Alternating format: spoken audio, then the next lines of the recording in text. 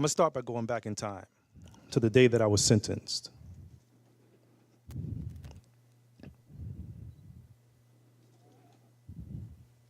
Mr. Salaam,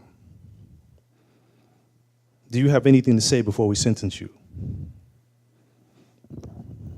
Yes, I do.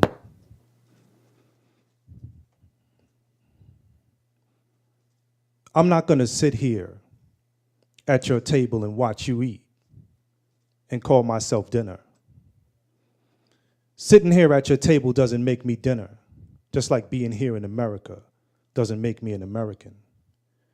Let us begin. Stress is the anger that is built up inside. Rage is the anger that is no longer built. Taking on a sucker that you're trying to kill. American free will doesn't mean you can kill. And take another person's life, you live your life trife. I'm a skill builder, so on skills I do build. Creator giving knowledge to this wise black man, soon to enhance my words across the land. I'm a smooth type of fellow, cool, calm, and mellow. I'm kind of laid back, but now I'm speaking so that you know. Got used and abused and even was put on the news without clues. They gave clues, selling out like fools. Now check this. Who did what and who did who in? Put in a situation that you don't know what to do in. Some brothers go wildin', we're not down with them. Who would have thought I'd have to lock in? I stand accused. Checking the scene from how the situation was. Instead of getting facts, the media made you blurred. Now the people don't know. All they see is the media. They never hear the blame because they're constantly deceiving us. The DA is dead wrong. This is her master plan. This case is not a case. It's just a crafted sham. Yo, instead of trying to get your name made, it's reconstructing the crime that really pays. Islam. La ilaha illallah, being supreme over Satan, but no man is Allah. Yes, I'm a science dropper on the righteous path, so why the hell could I take a rapist path? Think about that and then think about this. All my friends, it was me they dissed, they're dismissed. Because I don't really need any friends like that. Like when I really needed you, where were you at? I'm not dissing them all, but the some that I called, they wouldn't diss me. Like I was an inch small, like a rat. A mouse, not even the man, we're only accused, like the knife's in my hand. How does it look? Me clocked and I'm shook, but like Matlock, soon the accused gets off the hook. It's real when she remembers and says, damn, the cops did you in, I stand accused. The people stop. This racial disperse. Say, yo, you seen that kid Benson?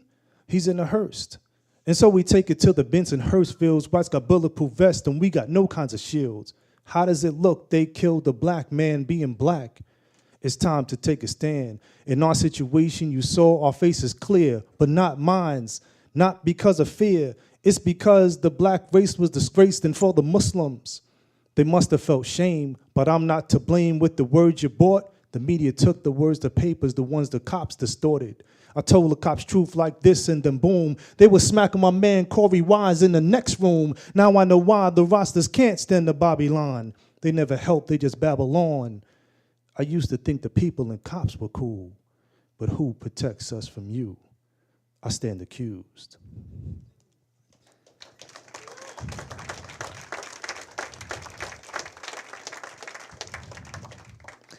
I was told that the people in the audience were silently clapping and swaying to the mysterious beat that wasn't playing. But as you can imagine, the judge threw the book at me. I was 16 at the time. They convicted me. And the only thing that I can do for my defense was to stand up and say something. And those words were the words that came out.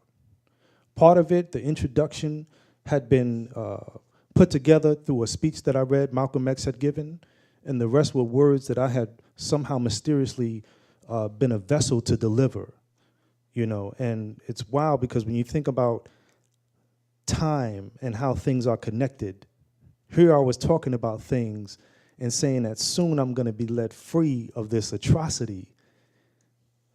It took 13 years. 13 for most folks is an unlucky number.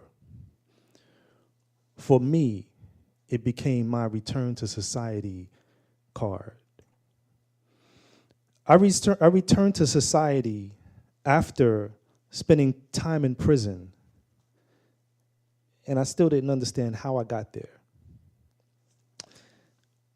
When I got sentenced, they said they made a mistake.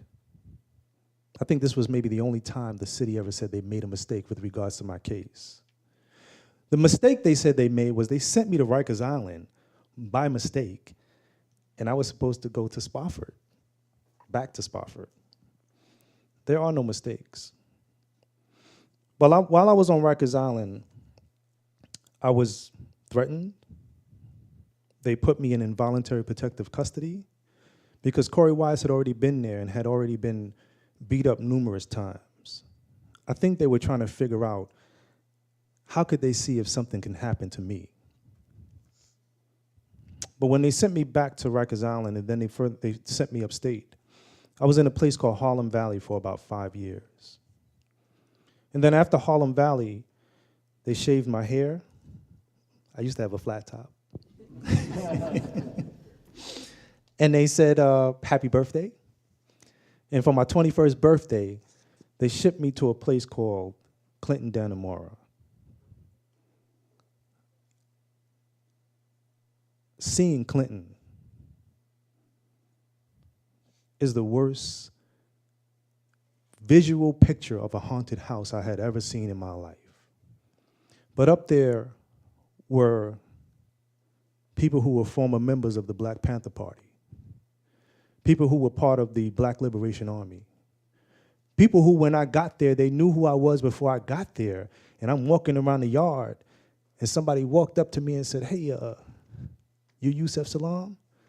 I said, yeah, what's up? They said, man, come over here with us. You can't be walking around this yard by yourself. I was completely blown away. But when I got there, I had been given a prison number. This was in 1995. My prison number was 95A1113. I'll never forget it. Most inmates, most formerly incarcerated people would never forget their number. They're made to say their number over and over again. I had no idea what this number meant. I just thought this was my number. And then one of the old timers said, your number signifies the time that you came to this facility. So that was 1995. I turned 21 in February of that year. A meant the first part of the year. And 1113 meant that I was the 1,113th person to enter the door. And it was February 27th.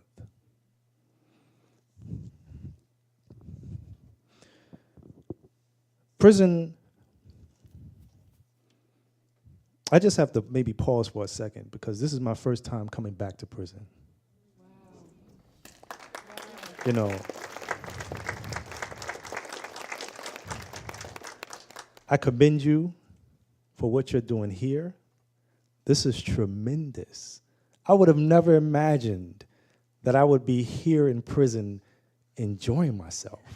I mean, listen, when I get home, I'm meant to take my devices in here. I'm on Twitter, Instagram, Tumblr, Facebook. I'm all over social networks.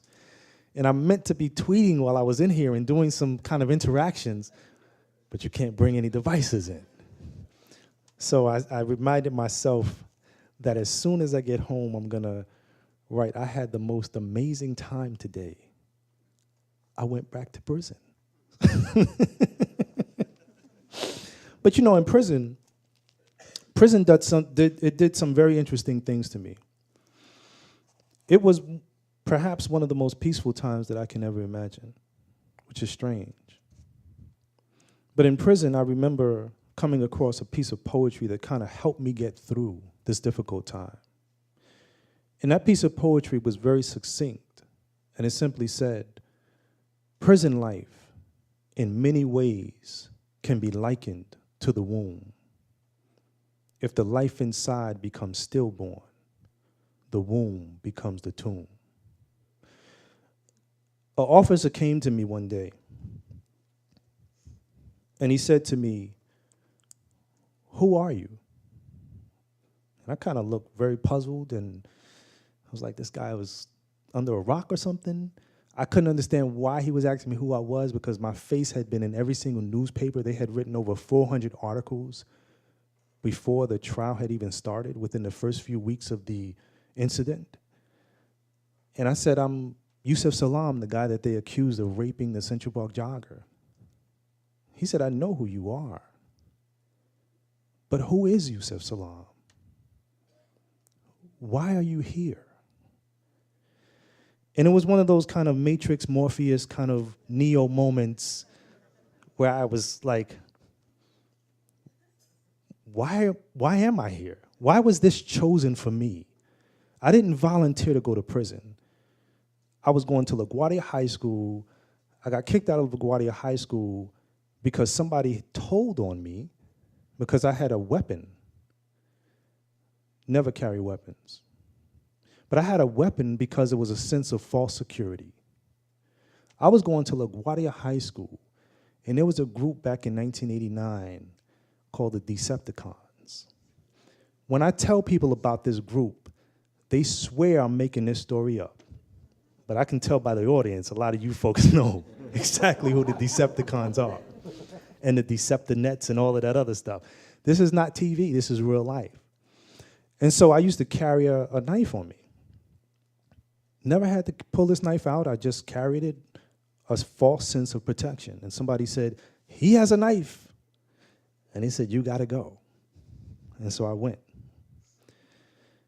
And they brought that up at my trial. They said he was carrying a knife because Corey Wise had made a false statement and said the Central Park jogger had got cut up. And they were trying to paint the picture to make the charges stick.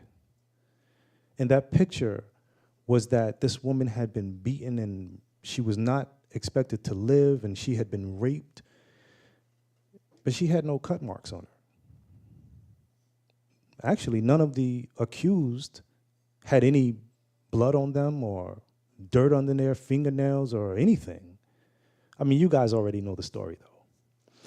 But me trying to figure out why I was there was the weirdest thing. And then I realized you don't get things placed on you more than you can bear. This prison is different. This prison is very different.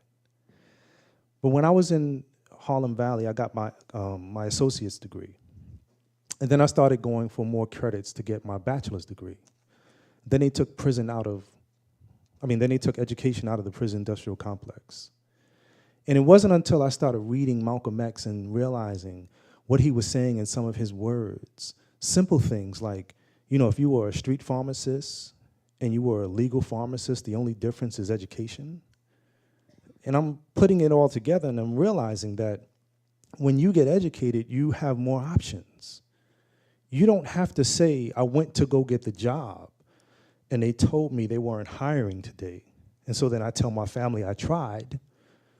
And then you leave and then you hit the man in the head that looks like me because I have a suit on and I happen to drive, you know. And you look at that as your opportunity and your meal ticket. But education causes you to say, I have more options than one.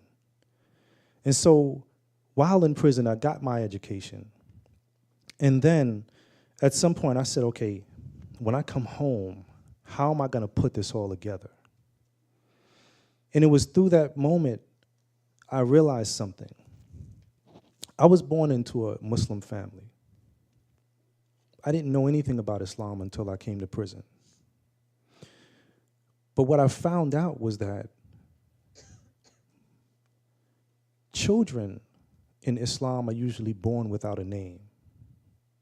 And on my birth certificate, true to form, it says baby, so it says boy Salam. That's my first birth certificate. And my parents named me, okay, it's a sentence, Yusef Idris Fahadil Abdus Salam.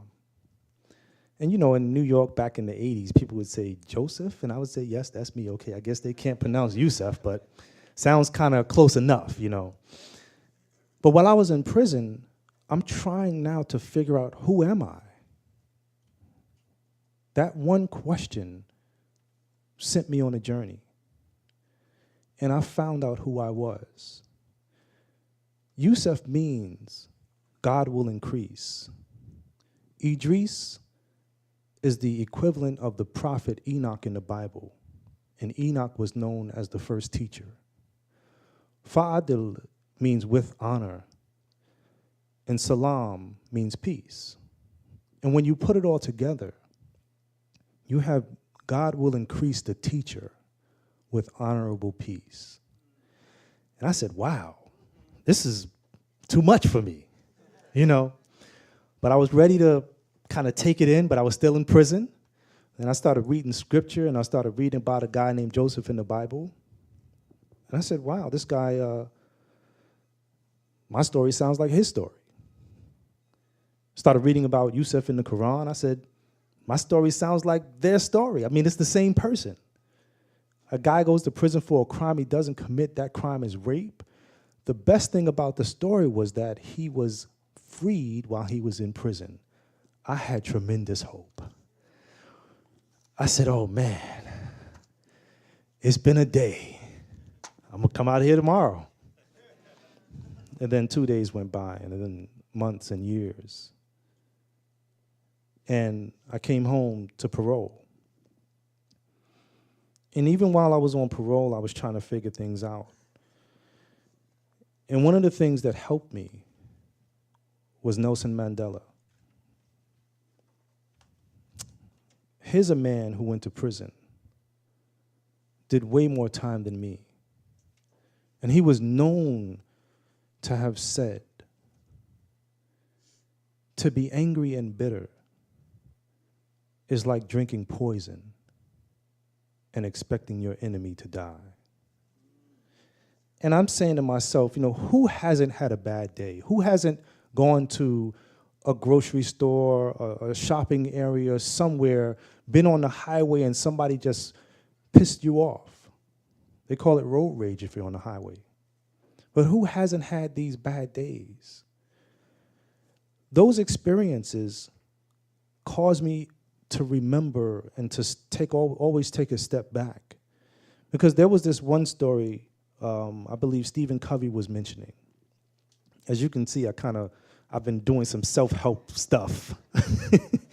And I'm listening to Stephen Covey, and Stephen Covey, he's talking about this time where he was on a train, and it was kind of nice and quiet, and then all of a sudden a guy gets on the train with his children, and the children are very rambunctious and disrupting the atmosphere and the energy on the train. And, you know, Stephen Covey kind of looked up and said, well, maybe I should say something to this guy. So he kind of went over and said, do you think it's possible that you can quiet down your children? They're kind of disrupting everyone. And the guy looked up and said, I guess I should say something. We just came from the hospital, and their mother just passed away. I guess they don't know how to take it. That changes everything. When I'm on a highway and someone cuts me off, they could be trying to go to the hospital to save somebody in the car. They might not be a bad person just by cutting me off and flipping me the bird. I twist things a little bit, I don't want to go back here. But those types of things help me. And it was through those things that I learned that you have to let go in order to move forward. If I remain here, I still refuse to wear a Donald Trump suit. That's a different story, though. When I was going through this whole ordeal, Donald Trump took out those full-page ads and called for the reinstatement of the death penalty, specifically for my case. I couldn't help but think that had this been the 1950s, I would have been just like Emmett Till. I mean, my story was a story that they were trying to, as you can see with these letters, they were trying to get someone from the darker places in society to kick in my door, drag us out of our houses, and hang us from trees in Central Park. That would have been the type of justice that we would have received.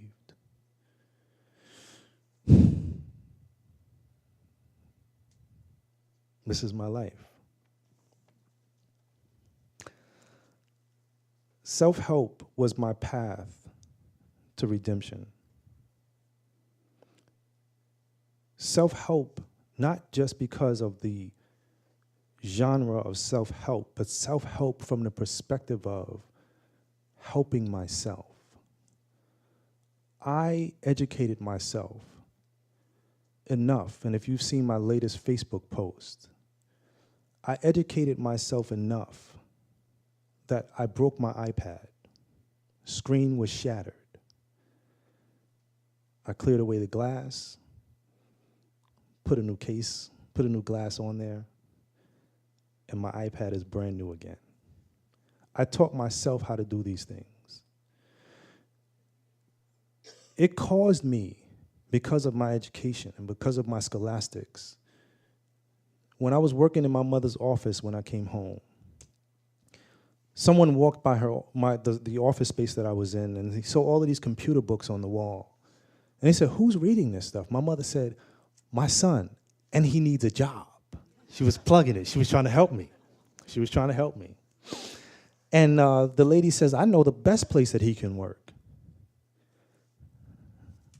I got an interview at New York Presbyterian Hospital, the #1 hospital in New York City. And I got hired. And I worked there for 7 years. And then I got a call from another hospital in Long Island to do the same job that I was doing at Presbyterian, but they would pay me more money. And I said, "Well, how much more?" They said, "How much do you need?" So let me back up a second before I end this. I have 3 daughters.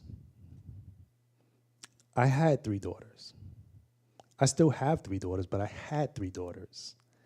And then I met my lady, and she had 2 boys and a girl. That was the Brady Bunch. But I had 3 daughters. And so I tried for a boy. Then I had 4 daughters. And I said, "You know what? Let me try again." Then I had 5 daughters. It went from the Brady Bunch to 8 is enough. And I was like, maybe the last time is the charm. I have 6 biological daughters. My house is never a dull moment. So when they asked me how much did I need, I had never heard that before in my life. It was the best thing that I had. It was like,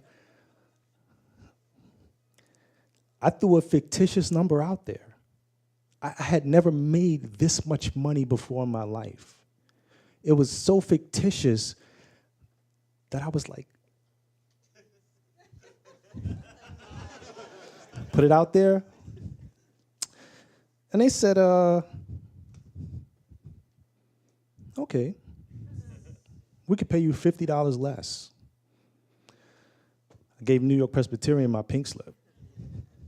I've been out on the island for the past 2 years.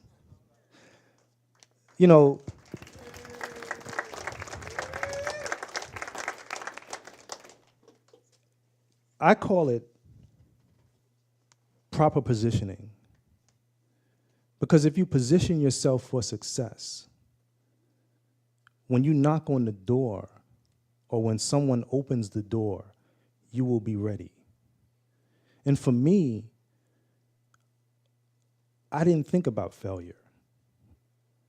I thought about the possibility of not having to struggle. I had heard too many stories about how people got to prison. Most people that I met, they said to themselves, "Well, I'm in here because my man Raheem was the getaway driver and I needed my man Bobo." And I said, "No, man, you're in here because you needed to pause for a second. And if you ever get an opportunity to get back, come back better. Don't come back with a better crime plan. Come back better. We need to be more productive citizens in society.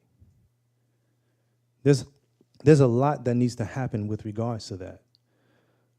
But I took the first step in something that could have been disastrous. When I met Ken Burns and he made the film, The Central Park Five, Ken Burns said, we thought you were guilty. And I kind of was like, well, a lot of people did, but I'm happy you said the truth. Because, a lot of people, I meet them, they're like, we always thought you guys were innocent. And, Ken Burns, he said to me, we were talking and we had been on this whirlwind of a movie tour. They thought the film was just going to show up in a few places and that was going to be it. This film gave us our lives back. We were in California, walking the red carpet. I saw some stars. I actually put some shades on. I had to play the part. Don't judge me. But we were out there, and I was talking to him, and I said, it's a conspiracy what happens in the communities that we come from. And I said, they got books written about this stuff, The Conspiracy to Destroy the Black Boys, Volume 1, 2, and 3. And they even have The Conspiracy to Destroy the Black Girls. And Ken Burns said, there is no conspiracy. And, me and Ken was rocking up until that point, and I kind of said, ooh, I don't know, what is he talking about? I was confused. But what he said next changed everything. It's all part of the plan. We call it a conspiracy because we can't wrap our minds around sometimes the devious nature of things. But we need to realize also that we can rise above it and become our own revolutionaries. So I leave you with this. The revolution will not be televised.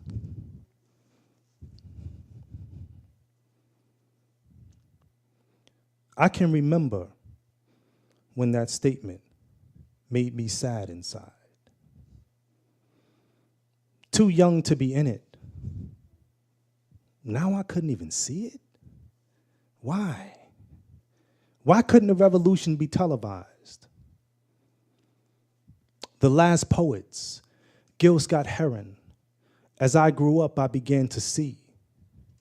They left theirs, and I too wanted to leave a mark on history. A man in half, and I wanted to bask in that task that set men free. But a revolution, the revolution, is where I knew I had to be. The revolution will not be televised. They didn't want to display the victory of those quote-unquote lesser men. The revolution will not be televised. Smile. I know, because I am the revolution. Thanks.